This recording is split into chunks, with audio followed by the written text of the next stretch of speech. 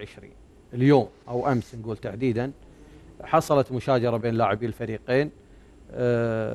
يعني للأسف أنا أقول للأسف ما حصل في هذه المشكلة لا يمت للشاب الكويتي بصلة. للأسف يعني أنا أقول هالأمر لا يمت للشاب الكويتي بصلة، لا يمت لرياضتنا بصلة، لا يمت لكرتنا بصلة قصدي. كل ما حصل اليوم هو خارج نص الأدب، حدود الأدب صراحة. ما يحزن وما يؤسف ان يعني في انا ما بي يعني يخرج مني شيء غير مقبول، لكن نشوف امور ابو علي يعني يتجمعون على لاعب ويطقونه. نشوف امور الحكام مبتعدين، والحكام للاسف اقاموا المباراة بدون وجود رجال شرطة.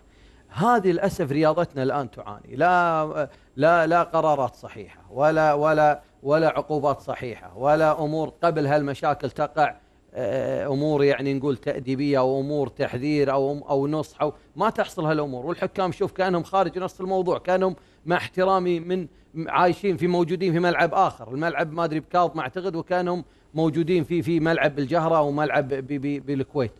المفروض الكل يتدخل على الاقل لتهدئه الاوضاع. هذا واحد. اثنين، الحكام شلون يقيمون مباراة بدون شرطة؟ شوفوا هذا منظر مأساوي. انا اقول لك لا حول ولا قوة الا بالله. ابو علي والله الصراحة شيء يحز بالنفس أمانة. يعني أنا أعتقد هذول اللي يقعدون ببيوتهم أفضل. نعم. أكو واحد يبي يصير لاعب كذي يسوي؟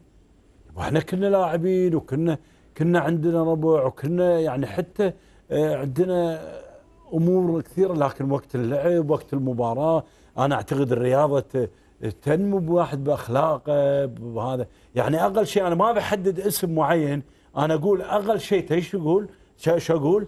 ان هذا على الاقل اخلي قد يعني يحسب حساب والديه، يعني امه وابوه. هل هذا منظر؟ ما اقول لك هذا هل منظر. هذه